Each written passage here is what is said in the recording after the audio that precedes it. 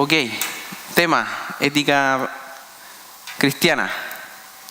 Creo que la gran mayoría de los que están acá son la gran mayoría de los que han estado antes, ¿cierto? Entonces va a ser muy breve el recuento, pero estuvimos viendo las semanas anteriores principalmente lo que era la ética y la moral, ¿cierto? La ética, un aspecto filosófico, teórico, y la moral, el aspecto práctico. Dentro de eso, la semana pasada estuvimos diciendo que había una moral de tipo conservadora, ¿se acuerdan? Que veía la moral de una forma más continuista, o sea, que quería que se perpetuara la forma en que se hacen las cosas, y otra moral que era más progresista, o sea, que estaba dispuesta a hacer cambios con el fin de alcanzar ciertos objetivos. Por eso, por ejemplo, que hoy día las personas que tienen una moral más progresista son capaces de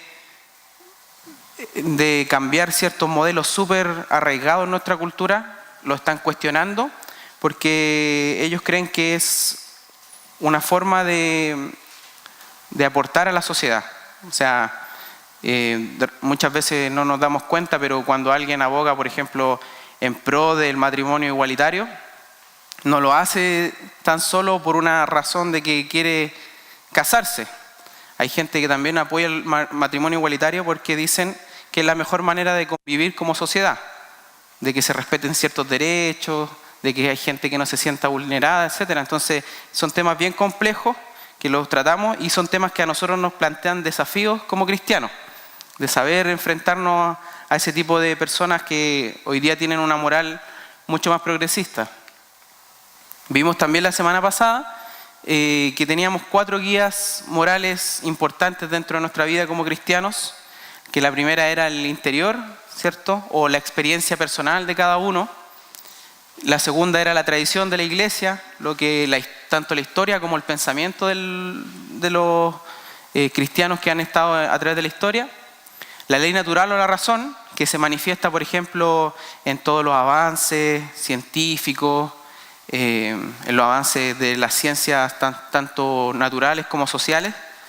Y por último, la revelación bíblica, que la puse un poquito más grande, aunque parece, no sé si se nota que está un poco más grande. ¿Sí? La revelación bíblica dijimos que también eran una de nuestras fuentes morales y una de las principales, la que tenía autoridad, a la cual nosotros nos dirigimos cuando existe ciertas dudas o pensamos que hay cosas que entran en conflicto. También hablamos del tema de la ética, de los fines de la ética. Hablamos de la ética del deber, no sé si se acuerdan, que era cuando yo hago las cosas porque me parecen muy claras que se deberían hacer así. Entonces creo que es un deber hacerlas de esa forma. Otra ética de las consecuencias, que significaba que yo analizo las consecuencias para tomar decisiones. Y ahí vimos que había varias decisiones que muchas veces la gente cambia los patrones de vida por el fin de alcanzar otras cosas. Incluso se ve reflejado eso en la moral progresista. Y una ética de las relaciones, o sea que yo tomo decisiones en base a la relación que yo tengo con las demás personas. Si esas decisiones contribuyen a que yo respete a la otra persona, a que yo forme lazos más profundos con las otras personas, reconozca su dignidad, entonces yo tomo tales o cuales decisiones. Vimos que de esas 3 éticas se encuentran en la Biblia en diferentes contextos. ¿Ya? Y aquí tengo para partir la sesión de hoy día Mafalda. ¿A quién le gusta Mafalda? Mafalda, un gran cómic. Ahí está Manolito. No se ve muy bien la imagen arriba, pero dice Almacén Don Manolo. Entonces Mafalda le dice, decime Manolito, ¿a vos tu conciencia te habla muy a menudo? Sí, argentino. Sí. Los otros días salió con que la salud de esto, la salud de aquello, pero menos mal que no le hice caso, porque al fin la gente compró igual todas esas benditas latas de conserva. ¿Sí? Aquí esta tira igual es bien interesante, pero plantea algo que tiene que ver con la ética y la moral, principalmente la ética. Que al parecer hay algo que está dentro de nosotros y nos indica ciertas cosas. ¿Sí? En este caso, por ejemplo, Manolito decía, parece que algo adentro me decía que la gente a lo mejor se podía enfermar si comía eso, que no lo hiciera, que no las vendiera, que las botara quizás, pero él terminó vendiéndola igual, ¿ya? Y tenemos que poner ojo porque aquí hay un dilema siempre entre lo que de repente creemos, se nos ha enseñado, sabemos que es bueno y lo que hacemos. Finalmente, cómo nosotros nos comportamos.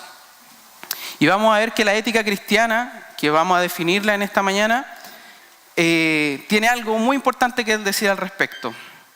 Vamos a definir una especie de fundamentos de ética cristiana.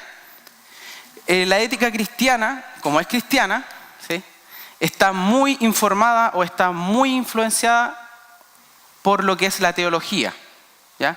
¿Qué entendemos por teología? El conocimiento de Dios, ¿sí? Nada más que eso. O sea, lo que es teológico es aquello que nosotros conocemos de Dios. Entonces, ese conocimiento de Dios es lo que condiciona y esta ética cristiana. Primero, como fundamento de la ética cristiana, tenemos que la personalidad de Dios es esencialmente moral. Esencialmente moral, o sea, Dios tiene un carácter y fines, objetivos, ¿ya? Y Dios nos invita o nos llama a actuar de una manera que se corresponda con su carácter y con su forma de ser y con sus objetivos, ¿sí? Entonces Dios no es un ser que no tenga moral.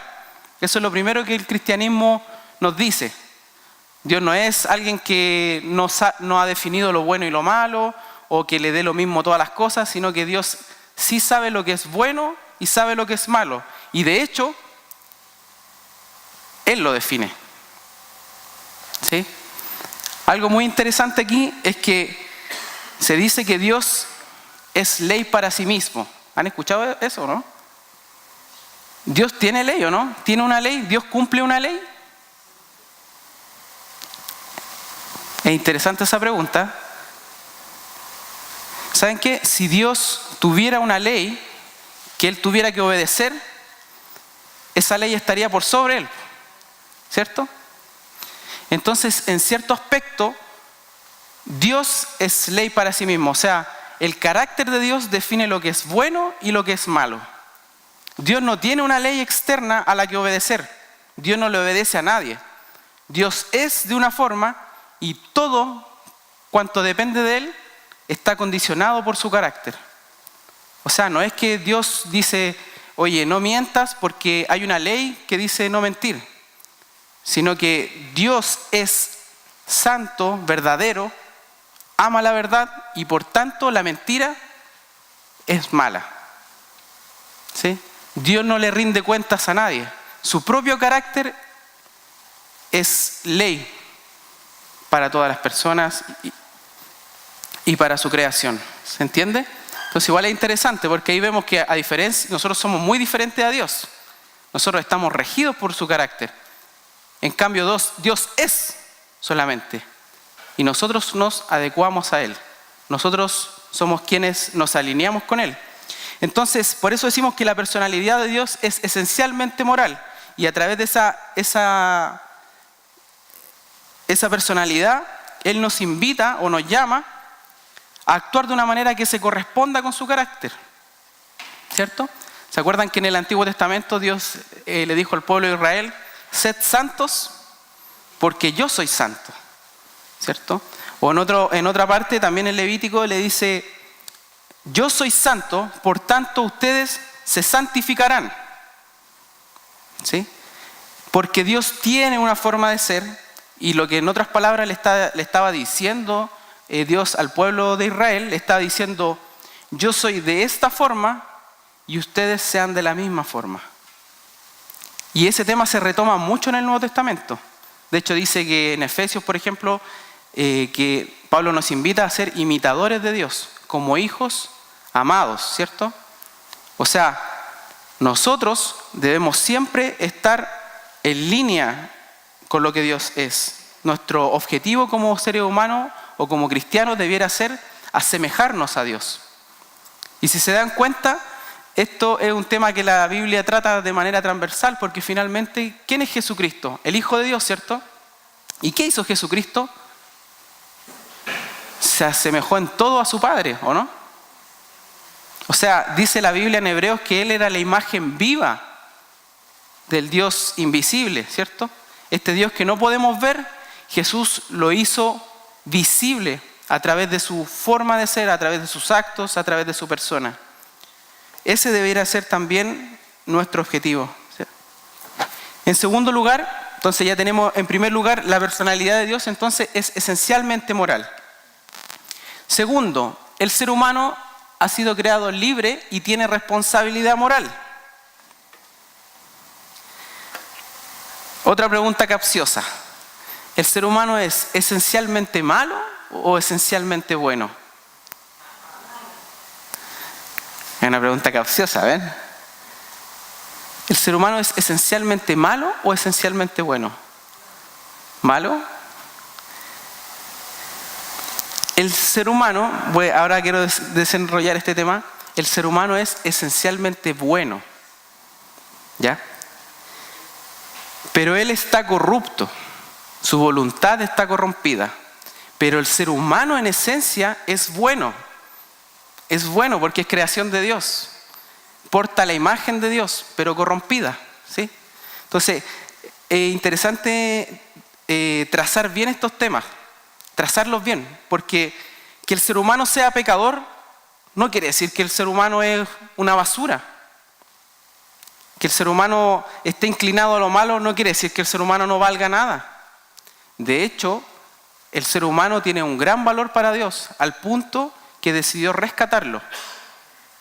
Dios decide rescatar al ser humano, ¿sí? Por eso decimos que el ser humano es esencialmente bueno porque fue hecho a imagen y semejanza de Dios. Sin embargo, y este es el sin embargo, la inmoralidad es parte integral del pecado del hombre. Y estamos como seres humanos inclinados a resistir la voluntad de Dios. O sea, siendo nosotros teniendo tantas cosas buenas, tenemos esta voluntad que se resiste a Dios por causa del pecado. Pero si se dan cuenta, incluso para pecar, y aquí esto puede sonar un poco osado, incluso para pecar necesitamos que Dios nos provea de cosas. Primero, para pecar hay que estar vivo, ¿cierto? ¿Y quién nos da la vida? Dios. Cometemos pecados que ¿qué hacemos? El pecado no es más que la corrupción de lo bueno, el exceso innecesario de lo bueno. Entonces las cosas en esencia son buenas, pero el pecado las corrompe. ¿Es bueno comer? Obvio, una de las mejores cosas que hay, ¿no? Aquí lo practicamos siempre. Comidas muy ricas, nos juntamos con los hermanos, hacemos una once, un desayuno, lo invitamos a almorzar, etc. Pero la Biblia, por ejemplo, habla de la glotonería, el comer en exceso, ¿cierto? El comer, el ya perderle el sentido. ¿Y qué pasa? Algo bueno, al llevarlo al exceso, lo corrompemos, lo transformamos en malo, ¿sí? Pero la comida es buena, ¿sí? El ser humano libre es bueno, pero esa voluntad corrompida lo llevó a ser malo, porque usó esa voluntad para cortar las relaciones con Dios. No quiere decir que la libertad sea mala, quiere decir que esa libertad fue utilizada de manera errónea por el ser humano. Entonces, de repente nosotros podemos decir, no sé, un cuchillo es bueno o es malo. Depende de quién lo tome, ¿cierto? Pero el cuchillo, tenemos muchos en la cocina y nos facilitan un montón nuestras tareas de cocina, ¿o no? Una vez yo intenté, no sé por qué voy a contar esto, pero una vez intenté filetear un pescado casi con un cuchillo sin filo. O sea, es lo peor, el peor intento que pude haber realizado. Sí, porque el pescado, por un lado, es resbaloso, entonces sin filo el pescado salía volando cada vez que yo intentaba pegarle un corte. Pero por eso los cuchillos los afilamos. Ahora, no quiere decir que un cuchillo afilado sea algo malo en esencia. El mal uso de un cuchillo podría ser transformarlo en una herramienta negativa, ¿sí? Así con el ser humano. El pecado entonces distorsiona nuestra naturaleza de ser imagen de Dios. Pero ¿saben qué? Esa corrupción se puede eliminar por medio de la unión con Cristo. Por medio de la unión con Cristo. Y esto es interesante, que muchas veces nosotros pensamos que Dios lo que quiere es como que dejáramos de ser humanos. Como que ya los voy a salvar y los voy a transformar casi en ángeles. Pero el propósito principal de Dios es que nosotros volvamos a ser humanos. ¿Se entiende? Porque lo que nosotros somos ahora y como vemos al mundo y cómo se comporta, es una versión corrompida de lo que es un ser humano. Por eso, por ejemplo, algunos teólogos dicen que Jesucristo es el verdadero humano. El verdadero hombre es Jesucristo. O sea, cuando usted ve a Jesucristo en su vida, eso era lo que Dios quería del hombre. Y Dios quiere volver a cada uno de nosotros a Él.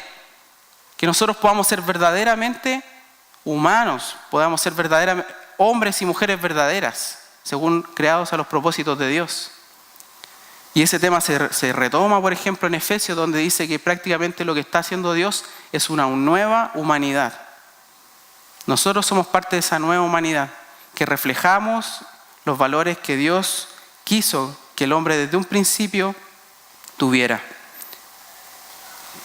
Tercero, la Biblia provee la fuente más clara y autoritativa sobre la naturaleza y voluntad de Dios. Otra parte de los fundamentos de la ética cristiana, ¿cierto? Entonces nosotros ya dijimos este tema, ya lo tratamos, y dijimos que la Biblia entonces provee estas guías morales para la conducta de nuestras comunidades de fe y de nuestras vidas, ¿cierto? Entonces, de aquí, por ejemplo, se condiciona el punto 1. Es a través de la Biblia que nosotros conocemos a Dios, ¿cierto? El carácter de Dios, que Dios es santo. ¿Por dónde lo obtuvimos ese conocimiento? Por medio de la Escritura, ¿cierto? Porque citamos que Dios, a través de la Escritura, dice que es santo. Cuarto punto. Jesús es la revelación última y más completa de la naturaleza y la voluntad de Dios. Lo que hablaba ahora recién. Jesús es ese verdadero hombre, quien muestra realmente cómo debiera haber sido la humanidad, o quien muestra cómo es la humanidad. Hay una frase muy interesante de Atanasio. Atanasio era un hermano cristiano del siglo IV. Y él ponía el siguiente ejemplo. Decía que cuando un rey visitaba una ciudad, esa ciudad se sentía segura. En los tiempos antiguos, cuando había los reyes, cuando un rey visitaba una ciudad, esa ciudad se sentía segura. Y se sentía como dignificada. Era otro el ambiente que se vivía cuando el rey venía a un lugar en particular.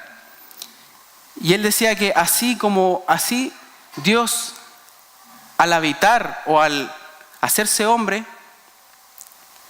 le dio una seguridad completamente al ser humano, completamente diferente al ser humano. Hoy en día, como seres humanos, nosotros al saber que Dios se encarnó por medio de Jesucristo, podemos tener esa convicción de que Dios primero valoró al género humano, lo dignificó y lo está rescatando. Por tanto, todo lo que nosotros vemos en las acciones de Jesús proveen las normas, proveen una visión, proveen los principios por los cuales se juzgan todas nuestras acciones, nuestro carácter, nuestros motivos, todos los valores éticos.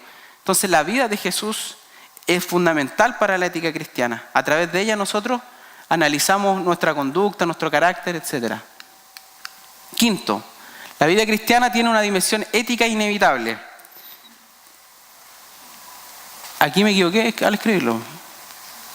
Era una moral inevitable, me acabo de dar cuenta. ¿Por qué está malo eso? A ver si ya tienen claro el término.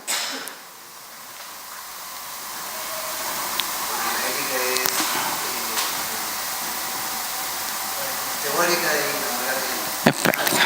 ¿Sí?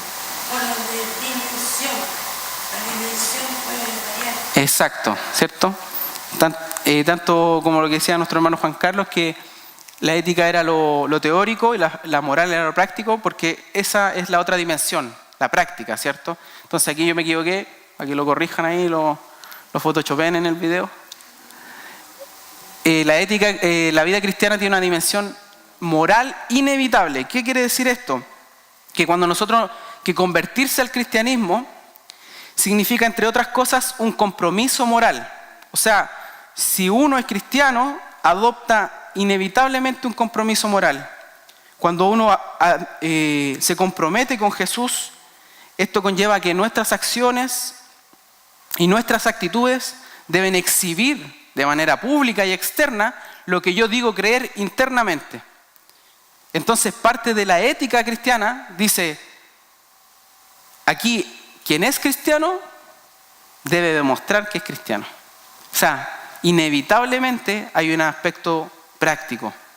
La Biblia no deja puerta abierta a que yo pueda creer algo y no aplicarlo. Eso es parte fundamental de la ética cristiana. Y eso lo podemos ver, por ejemplo, en Santiago, ¿cierto? Donde nos dice que la fe sin obras es una fe muerta, ¿cierto? Que uno debería mostrar la fe por medio de las obras. ¿Por qué? Porque Jesucristo siempre nos enseñó, y de hecho Santiago prácticamente lo que hace es recoger la enseñanza de Jesús, es que si yo digo que tuve un encuentro con Jesús, debo manifestar que realmente tuve un encuentro con Jesús externamente. ¿Sí? No existe algo simplemente de palabra, de boca, de nombre, sino que tiene que ser algo práctico. El punto 6, la iglesia tiene como su primera responsabilidad proclamar las buenas nuevas del Evangelio. Entonces esta proclamación tiene una parte práctica o moral, que no es solamente personal, ¿ya? El cristianismo no es solamente una religión privada, o sea, como algo que es para mí, que este librito es para mí nomás, lo ocupo como algo terapéutico. A veces nosotros podemos caer en ese error, ¿no? Pensar que el cristianismo es como algo terapéutico, algo para hacerme sentir bien, simplemente algo para estabilizarme emocionalmente, darme un poquito de seguridad, porque soy tan inseguro. No, el cristianismo también tiene una parte práctica que no solamente es personal, sino que es comunitaria y es social. O sea, yo manifiesto mi conversión hacia los demás, a todos los que me rodean, tanto a mi familia, como a mi barrio, como a la gente de mi trabajo, como a la sociedad en general. Entonces la iglesia también está llamada, en ese mismo sentido, como lo hemos visto en el Sermón del Monte, a ser sal y a ser luz, ¿cierto?, en el mundo. Entonces también es interesante ver que nosotros damos testimonio realmente de lo que hemos creído. Aquí, por temas de tiempo, me hubiera gustado citar un poquito de la historia de la iglesia primitiva. O sea, primitiva, no tanto la que nos muestra el relato de Hechos, sino los relatos de las primeras comunidades. Pero para hacer un resumen, el cristianismo siempre se caracterizó por reflejar hacia la sociedad sus creencias. Y muchas de las instituciones que hoy día para nosotros son esenciales fueron impulsadas por los cristianos. Por ejemplo, los hospitales, ¿sí?, los orfanatos, otras instituciones de cuidado hacia los desvalidos. La mayoría de estas instituciones fueron impulsadas firmemente con la convicción de demostrar los valores cristianos. Fueron los cristianos los que, por ejemplo, durante el Imperio Romano se preocuparon de los desvalidos. Hoy en día la sociedad está mucho más sensible de repente al tema de las discapacidades. Tuvimos la Teletón, ¿cierto? Está mucho más sensible ante ciertas debilidades, pero no lo era así, por ejemplo, durante el Imperio Romano, ya donde incluso se practicaba la eutanasia, por ejemplo, si un niño nacía con alguna deformidad o algo así, se tiraba por un acantilado, ¿sí? Fueron los cristianos los que pusieron o cuestionaron esta forma de actuar de la sociedad, pero no solamente diciéndoles lo que estaba malo, sino que haciendo en la sociedad lo que ellos creían que era bueno. Y es ahí donde el paso que nosotros tenemos que dar. No solamente decirle al mundo lo que está mal, porque a veces el cristiano pareciera que solamente es un megáfono y le dice no a esto, no a lo otro, no a esto, no a lo otro. Pero si queremos ser realmente efectivos, pensemos en qué sí. Sí al cuidar, no sé, a la gente que no tiene hogar. Entonces movámonos por eso. Hagamos acciones concretas que reflejen que en realidad nos interesa la vida de las personas. ¿Entienden? Y eso es un componente que pudiéramos tratar en una clase. Y por último, el Espíritu Santo está presente y activo en la vida del cristiano. Este es un punto que a mí me fascina. La presencia, cuando uno cree en Jesucristo, la Biblia dice que el Espíritu Santo pasa a ser morada, o sea, pasa a vivir en nosotros. Y esto tiene una repercusión totalmente diferente a cualquier otra ética que nosotros nos comparemos, porque creemos que es Dios quien nos capacita para hacer todo lo anterior que dijimos. Este amor, este sentido de hacer lo bueno, todo eso no lo pudiéramos hacer sin el Espíritu Santo. Y el Espíritu Santo no solamente actúa de manera personal, sino que está actuando de manera también colectiva, a través de la iglesia. El Espíritu Santo se manifiesta con el poder para motivar a un cristiano a vivir moralmente, no solamente con el espíritu, o sea, no solamente leer la Biblia, hacer el devocional, sino también con el cuerpo. ¿Se acuerdan que en 1 Corintios 6 dice, ustedes son templo del Espíritu Santo, ¿cierto? ¿Eso qué quiere decir? Que su cuerpo, en otras palabras, esa es la conclusión de Pablo. Su cuerpo son miembros de justicia, dice él. O sea, mis manos, mi cuerpo, mi fuerza, mi aliento, debieran ser instrumentos de la justicia de Dios. Debieran ser instrumentos por los cuales Dios actúa en este mundo. Debieran mis manos ser utilizadas para el bien, para lo bueno y no para lo malo. Y es el Espíritu Santo quien nos capacita para eso. Entonces ya vimos estos 7 puntos que fundamentan la ética cristiana. Primero, que Dios es esencialmente moral, ¿cierto? Que el ser humano, al ser creado libre, tiene capacidad para responsabilidad moral, o sea, somos responsables de lo que hacemos. Que la Biblia es nuestra fuente clara y autoritativa sobre la naturaleza y la voluntad de Dios. Que Jesús es la revelación última y más completa de la naturaleza y voluntad de Dios, que la vida cristiana tiene esa dimensión inevitablemente moral, ¿cierto? Que la iglesia tiene como su primera responsabilidad proclamar las buenas nuevas del Evangelio y que el Espíritu Santo está presente y activo en la vida del cristiano y de las comunidades cristianas. Eso se me quedó de la semana pasada, pero quería mostrarles este. Vamos a terminar con Mafalda. Si empezamos con Mafalda, terminamos con Mafalda. ¿Alguien alcanza a leer? ¿No? Pucha, voy a tener que leerlo yo. Está Mafalda y Manolito. Entonces Mafalda le dice, ¿qué es ese recorte del diario, Manolito? Está leyendo el diario, un recorte. la cotización del mercado de valores. Y Mafalda le pregunta, ¿de valores morales, espirituales, artísticos, humanos? No, de los que sirven.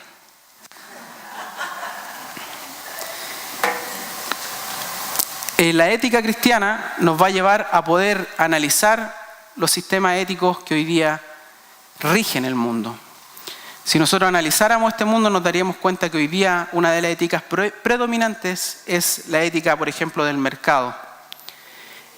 Esa ética que nos dice que tenemos que sacar el mayor provecho al menor costo posible, en el menor tiempo posible. Pero si lleváramos esto a una casa, y tratáramos de vivir en base a esa ética, ¿sería sostenible la convivencia? ¿Qué creen ustedes? ¿No es cierto? Claramente no. Entonces, si esa es la ética, por ejemplo, que domina la sociedad hoy en día, ¿qué se puede esperar de la sociedad? ¿Qué se puede esperar de que vivamos como sociedad, como seres humanos? Entonces, nuestra ética cristiana está primero desafiada a cuestionar las éticas, pero también a actuar y a hacer práctico todo su mensaje. Con esto cerramos lo que es la introducción a la ética cristiana. En las próximas sesiones vamos a ver lo que es el aborto y la eutanasia, o sea, temas que tienen que ver con vida o muerte, porque tanto la eutanasia como el aborto se ponen ahí en un punto muy peliagudo, que es la vida o la muerte. Luego vamos a ver temas de sexualidad. Quise poner sexualidad aquí y no homosexualidad, porque el tema es muy amplio. Hoy en día la homosexualidad es uno de 10 temas relacionados con la sexualidad. Ya no es tema la homosexualidad para el mundo. Son otras cosas las que hoy día se están cuestionando. Y también bioética, que tiene que ver, yo creo que vamos a hacer una pasada a eso respecto a... ¿Les suena bioética o no? La bioética, ¿cierto? La ética aplicada a la biología, por así decirlo. Y ahí entra todo el tema, por ejemplo, de la clonación, de las mutaciones, de esos cambios que quiere hacer el hombre al hombre, ¿cierto? Al genoma humano, al ADN, que quiere, no sé, algunos tienen ese objetivo de hacer superhumanos, o quiere tener un hijo perfecto, ahí le vamos a modificar aquí para que salga con ojitos azules, pelo rubio. ¿Ah? ¿Cómo? Dientes rubios. Sí, así como más o menos parecido a mí. No, todavía no puede lograr eso la ciencia. No, pero también lo que es la clonación.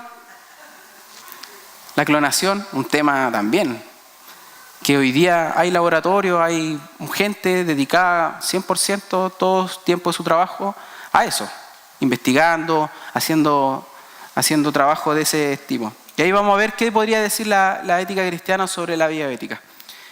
Así que oremos para terminar.